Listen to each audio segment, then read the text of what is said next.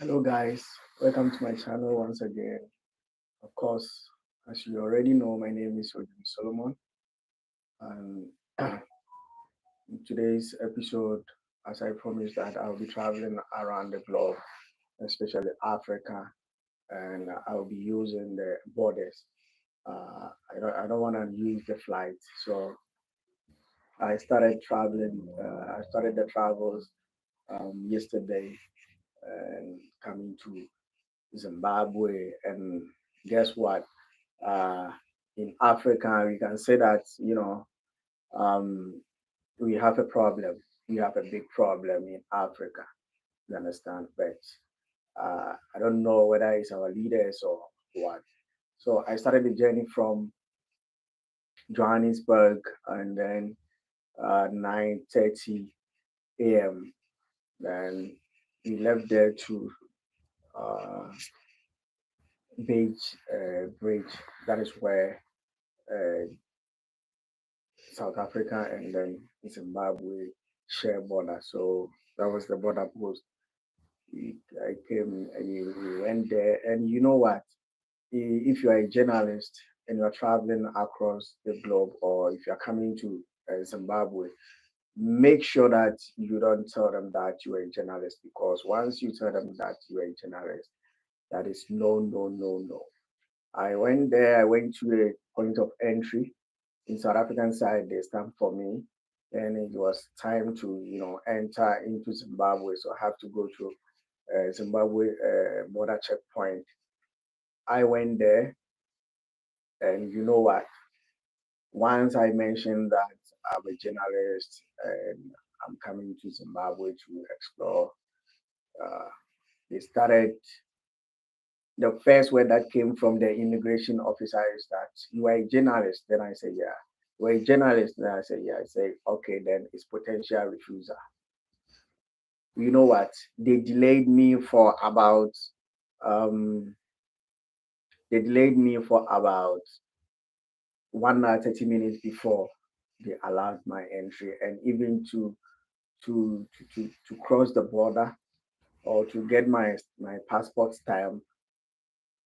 uh, an officer or supervisor have to come, interrogate me, ask me the reason why I'm coming to Zimbabwe, and then why is it that I'm coming with my three employees. So they will not allow me to go.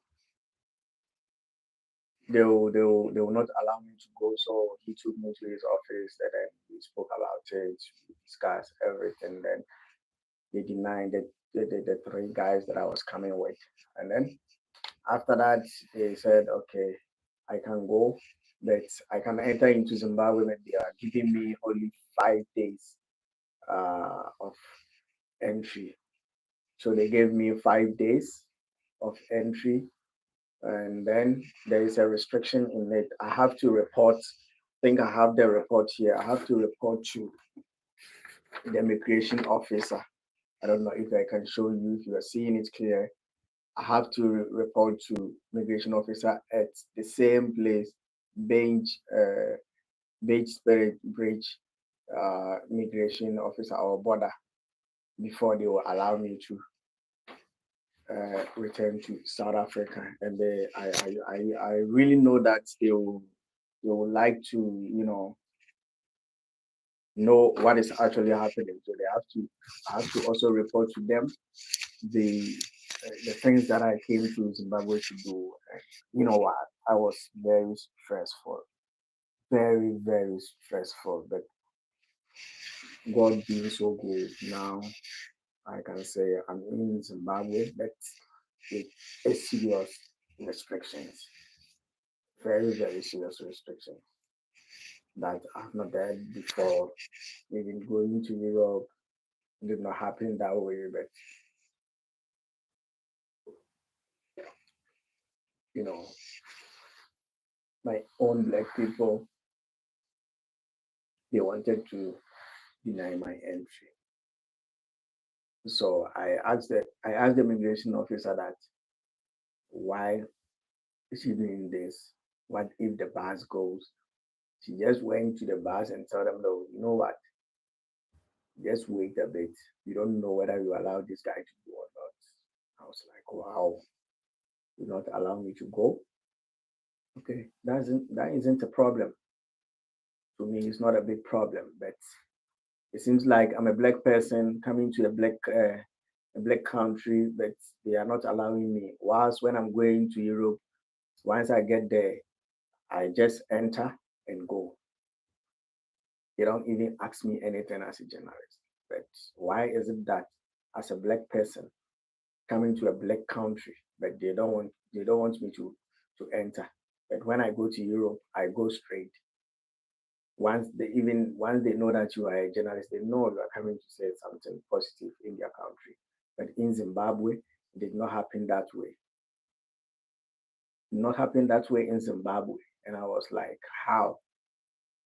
You know what? It's our time that we have to, talk about this thing. Black people. I met one Zimbabwean guy. He told me, you know what? Black people, we Africa was a village. It's the white people that came and then they divided us. You understand what I mean? But I don't know the reason why. And Zimbabwe, like if I will overstay, not in Zimbabwe, you understand. And there is another thing that we have to know. Zimbabwe, if you're a journalist and you come here, you have to be very, very vigilant. Even when if you meet someone, a police or any official, don't tell them that you are a journalist. Just tell them you are a tourist. You are coming to tour. Then when you enter, you can do your own thing. And one thing I have noticed in Zimbabwe is that they don't even use their zip currency. They don't use it. They are using the US dollar everywhere you go. Whatever you do is US dollar. And the country, if you can imagine comparing to other countries in West Africa that we say that we are poor, we traveling outside the country. It's not that. It's not like that. Never. It's never like that. The country you can see that people are poor. You can see that people are poor, but they don't want people to come in. The leadership doesn't want journalists. The leadership doesn't want bloggers. I don't know what they actually want now. But all the same, I got it. And I wanted to also advise you guys that, whenever you plan a trip to any other country, these are the tips that you have to follow if you want to enter the country successfully. Even if you're a tourist and you want to travel to any other country apart from Zimbabwe, just um, take this advice, and it's going to help you. It's going to help you. Make sure you book a hotel. Make sure that you have a hotel reservation with you, because even yesterday with anything they also asked me where is my hotel reservation. Don't think that Zimbabwe is Africa. So if you're traveling to Zimbabwe, you can just enter. No, you have to book a hotel. And there is many ways to book a hotel. There are sometimes you can book a hotel without paying. You can book a hotel like you can book a hotel in any ways. You can book a hotel in any way. Just make sure that you have it. And also check your pocket. If you don't have pocket money, Zimbabwe, they will not allow you to enter. If you don't have pocket money, remember they will never allow you to enter Zimbabwe. So lucky enough, I was having money in my card, and then I was also having cash, 500 USD cash, and then they also checked my card, how much I have there. And fortunately for me, I was having about 2,300 USD in my bank account. So 2,300 USD was enough for me to stay in Zimbabwe for 3 days. And I was also having cash 500 USD. So I don't think I will even spend the 500 USD in Zimbabwe, because they did not allow me to enter like happily. I wasn't happy entering the country. How they harassed me at the point of entry, uh, I don't think I'm happy. I'm not happy. They have allowed me to enter just because they have to allow me to enter. You understand? And I don't know the reason why all the African borders, like uh, my trip from Ghana to Nigeria, it's Aflao border. They charge me 1,000 CFA.